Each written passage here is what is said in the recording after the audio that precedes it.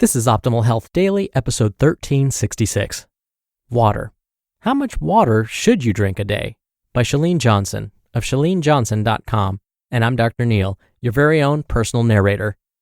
Hey there, happy Saturday, and welcome back to another weekend edition of Optimal Health Daily. This is where I read to you from some of the best health and fitness blogs on the web, and always with a bit of my commentary at the end. I'm sure you're eager to hear all about how much water we actually need to be consuming. So let's get right to today's post as we optimize your life. Water. How much water should you drink a day? By Chalene Johnson of ChaleneJohnson.com. Magazines, blog articles, diet books, and fitness experts love to tell you exactly how much water you should drink. Most of them will say 6 to 8 cups per day. Or sometimes you'll hear that you require 50% of your body weight in ounces.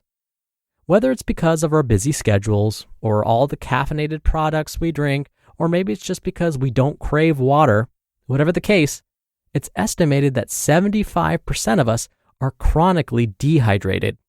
No wonder we don't feel good. Before we get into exactly how much water is right for you to drink every day, let's chat about some of the symptoms of dehydration. It's important to begin here so you have a starting point in understanding whether or not you might be suffering from a shortage in your daily water intake. Number 1, fat loss and weight loss resistance. When your body doesn't have enough water, your metabolism slows down. Your body needs a certain amount of water just for metabolic processing. Couple this with the fact that dehydration makes it hard for our bodies to utilize fat as fuel. In other words, it makes it difficult for ketones to be produced in the Krebs cycle. Thus, it's easy to see how, when you're dehydrated, you may end up packing on pounds and storing more fat. Number 2, ongoing digestive problems. Hydration is essential for every bodily function, especially when it comes to digestion. Even slight dehydration can have a huge impact on your digestive process. If you suffer from constipation, irritable bowel syndrome, or any type of dysbiosis, your first step is to just start drinking enough water. How simple is that? And it's free. Number 3, bloating and water retention. Does that sound like an oxymoron? Listen, when your body doesn't have enough water, it knows it's under attack. It has to hold on to what it has. Therefore, it's not uncommon for someone who isn't drinking enough water to feel bloated and puffy, which then usually makes them restrict water because they think they're retaining too much water. Meanwhile, their body's retaining too much water because it's not getting enough water. Got it? Number 4, brain fog, headaches, depression, and inability to focus. You see, our brains rely heavily on our blood supply to function. When our blood supply is restricted due to dehydration, our brain doesn't function properly. Every one of us has experienced a throbbing headache or an inability to concentrate. Then, once we're hydrated, wow, it's like the fog lifts. Number 5, low blood pressure, hypertension, sudden drop in blood pressure, and weakness. Dehydration creates an imbalance in our body's electrolytes. If you're transitioning off a diet, it's important that you are getting proper hydration every single day, and especially if you're fasting. Number 6, dry skin, urinary tract infections, autoimmune disease, chronic fatigue syndrome, premature aging, like wrinkles, and high cholesterol. Enough said. Now that you understand the symptoms, hopefully you have some clarity. Do any of these sound all too familiar?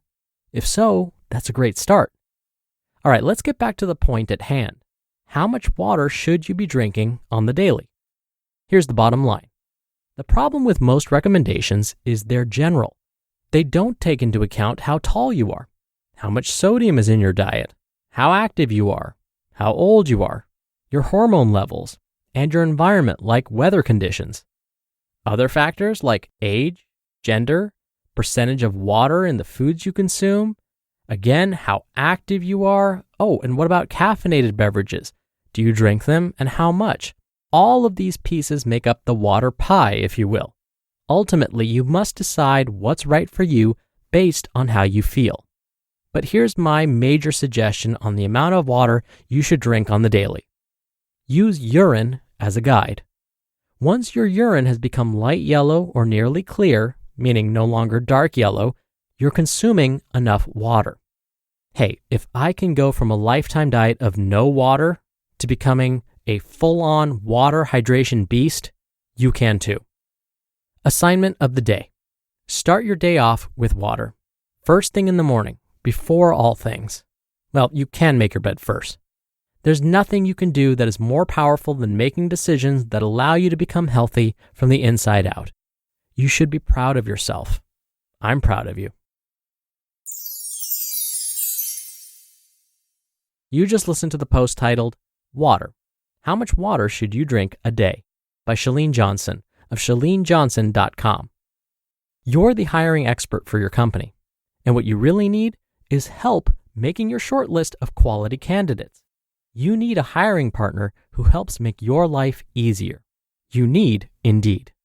Indeed is the job site that makes hiring as easy as 1, 2, 3. Post, screen, and interview, all on Indeed.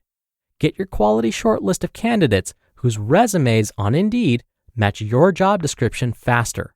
Only pay for the candidates that meet must-have qualifications and schedule and complete video interviews in your Indeed dashboard. Indeed makes connecting with and hiring the right talent fast and easy. You can choose from more than 130 skills tests. Then add your must-have requirements so you only pay for applications that meet them. If you're hiring, you need Indeed. Get started right now with a free $75 sponsored job credit to upgrade your job post at Indeed.com/health. Get a $75 credit at Indeed.com/health. Indeed.com/health. Offer valid through June 30th. Terms and conditions apply. Dr. Neal here for my commentary. Chalene's absolutely right. The best way to know whether you're drinking enough fluid is to look at your urine color. Light yellow is the color to aim for. Now, there is a difference between consuming enough fluid each day versus enough water each day. Water is a type of fluid, but so are energy drinks. Fruits and vegetables contain fluid. So I need to be specific. We want the majority of the fluid we consume each day to come from water. Some fluid each day, yes, can absolutely come from tea, coffee, a cup of juice here and there, and so on, but the majority should be good old-fashioned water. Carbonated water is fine too if you can tolerate it. Now, before I go, I'll leave you with a quote about water from the great Homer Simpson. Water, water everywhere, so let's all have a drink. All right, that'll do it for the Saturday episode. I hope you're having a great weekend if you're listening in real time, and I'll be back here tomorrow for the Sunday show where your optimal life awaits.